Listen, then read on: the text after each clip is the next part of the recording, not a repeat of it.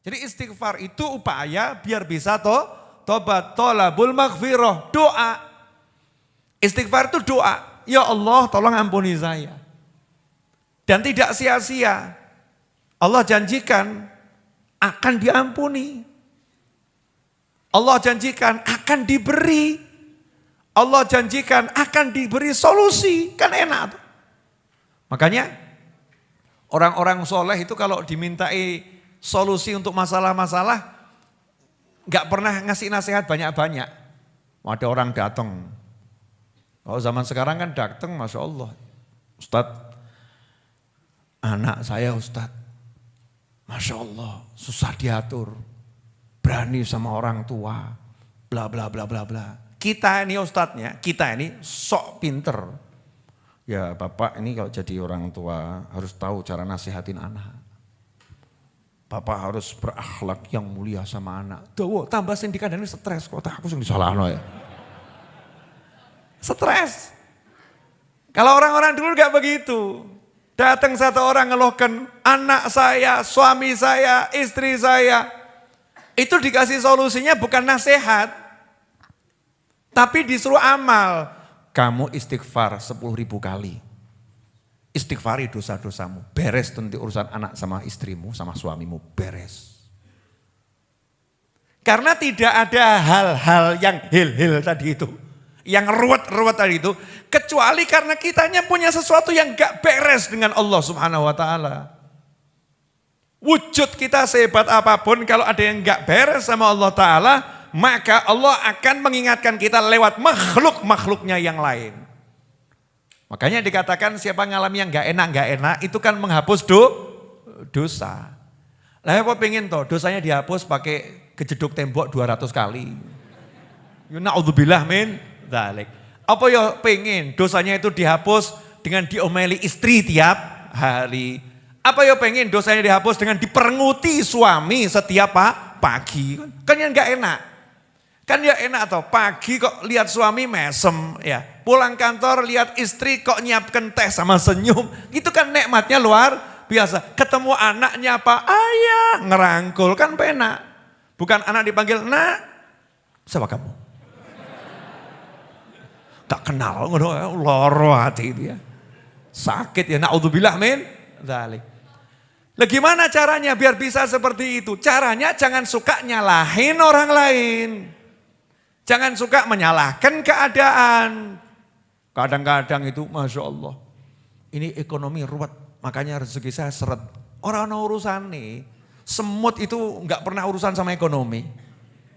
Ada itu. Dunia semut mengalami kegagalan sistem ekonomi. Orang enggak ada kan. Semut tuh hidup dimanapun kok bisa dapat rezeki. Betul atau betul? Mau awakmu kalah mbak semut. Kenapa kok kita nggak bisa jadi seperti semut? Sebetulnya bisa, semut taat kok, nggak ruwet. Taat sama Allah Ta'ala, semut nggak pernah nyalahin orang lain, nggak pernah nyalahkan keadaan. Dia jalani kehidupan sesuai perintahnya Allah Ta'ala, ya hidupnya enak. Makanya kalau kita pengen selesai masalah kita apapun, jangan nyalahin orang, nyalahin sana, nyalahin keadaan. Enggak. Semua yang ada di sekitar kita ini Allah kasih untuk mengingatkan kita. Allah kasih untuk membersihkan kita. Allah kasih untuk naikkan derajat kita. Nah kalau kita pengen yang enak, ya gampang caranya. Biar kamu gak ngalamin yang itu-itu, maka bereskan dirimu sendiri, selesai. Makanya para wali itu sampai bisa tahu, wah ini kok kuda saya mogok ini ya. Kudanya mogok. Bukan cuma mobil, kuda mogok. Ada loh kuda itu apa? Enggak mau jalan tuh loh. Ngambek-ngambek ya, kuda ngambek ya. Istilahnya apa itu? Saya enggak punya kuda soalnya. Ya kudanya ngambek, disuruh jalan enggak mau jalan itu kan. Terus kalau jalan sama loncat-loncat, bedal-bedal, perangainya enggak jinak tiba-tiba. Itu para wali ngomong, saya tahu ini sebabnya karena apa? Karena tadi ada zikir saya yang belum saya baca, lupa belum kebaca. Jadi enggak nyalakan kudanya, kuda kamu kurang ajar kok ngambek kamu ya. Enggak, langsung ngecek dirinya. Awakku ki sing salah apa? Apa yang salah? Oh biasanya saya baca Yasin jam sekian. Ini Yasin belum saya baca. Oh saya biasanya sedekah begini. Hari ini saya enggak sedekah. Jadi yang dipikir tuh itu. Orang-orang soleh. Lah kita ini sudah banyak salah enggak mikir salah. Bojo ngamuk. Wedok kayak ngono. As. Jolke. Ngaco gitu kan ya. Suaminya galak. Orang kok temperamen begitu. Tidak seperti Habib Novel, murah senyum. Wah, tambah ngamuk gitu ya. Banding-bandingkan gitu. Terus mulai mikir, ya miliknya orang lain dibegitukan gitu. Naudzubillah min dzalik. Sebetulnya kan simple. Kenapa suamimu marah-marah? Jawabannya adalah karena kamu punya salah sama Allah Subhanahu wa ta'ala. Kenapa istrimu marah-marah? Jawabannya adalah karena kamu punya salah sama Allah Subhanahu wa ta'ala. Gimana caranya biar suami enggak marah, istri enggak marah, anak juga bisa diatur enak? Jawabannya jangan buat masalah sama Allah ta'ala. Selesai. Nah, masalahnya ini kita sama Allah buat masalah terus. Nah yang kurang ajarnya sudah buat masalah, merasa enggak bersalah kan yang dablek gitu ya. Wongnya ya teko. Siapa lagi kalau bukan kita. Kita ini udah buat masalah sama yang maha kuasa, tapi kita merasa enggak pernah berbuat salah. Hebat atau enggak hebat itu? Hebat. Mau habis sholat diajak sama imam istighfar 3 kali aja beratnya luar biasa. Imamnya udah teriak-teriak, Astaghfirullahaladzim. Makmumnya ngomong gitu. Lidahnya suruh niru aja kok beratnya luar biasa. Seharusnya kan lebih banter dari imamnya. Astagfirullahaladzim, astagfirullah. Tak kok imam, dungaren kok banter, dosaku akeh. Ya, semakin keras kan semakin mantep istighfarnya. Ini kadang enggak habis sholat diajak istighfar 3 kali aja tambah nanya, dalilnya mana? Istighfar 3 kali itu dalilnya dari mana itu habis sholat itu? Istighfar model begitu siapa yang ngajarin? Wah ini bid'ah, Masya Allah. Istighfar kok bid'ah. Wah anehnya luar biasa. Jadi ikhwani rahimakumullah, jangan nyalahkan keadaan, jangan nyalahkan sekitar, cek diri sendiri. Mesti ada bagian kita ini yang butuh diistighfari. Coba hari ini sudah, mata kita ini tadi dari mulai pagi sampai malam ini kira-kira butuh diistighfar enggak matanya? Butuh ya? Ngaku alhamdulillah tuh ya sadar.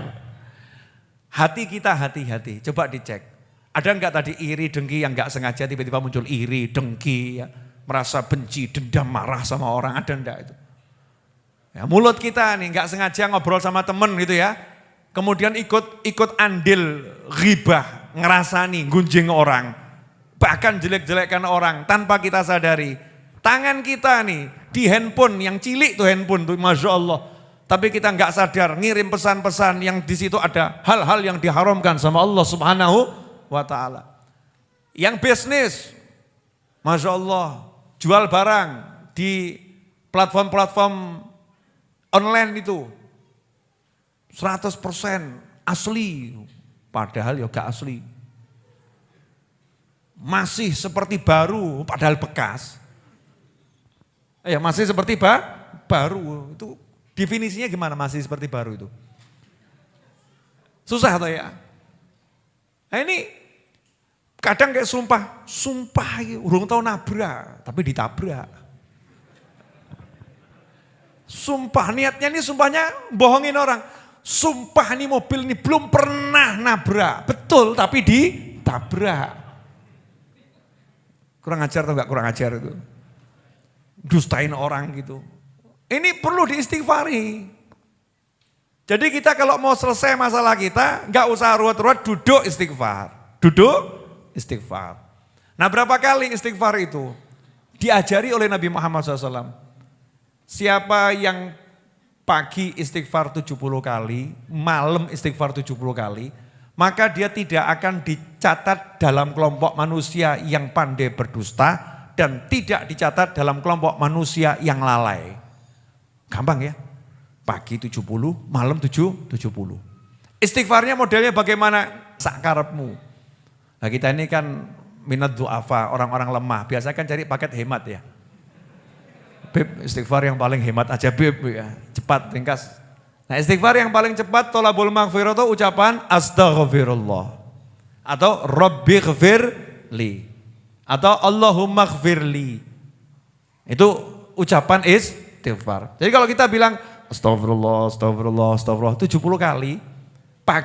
Pagi itu mulai dari pagi sampai maghrib. Terserah mau dibacanya jam berapa. Ya. Malam itu mulai maghrib, ya. Sampai subuh, terserah mau dibacanya kapan. Ambil waktu, ya bagusnya misalnya mau tidur. Mau tidur itu kan ya untuk, ya dari mulai maghrib sampai mau tidur itu kan ya dosanya banyak. Pagi sama sore, kan diakai lu HP.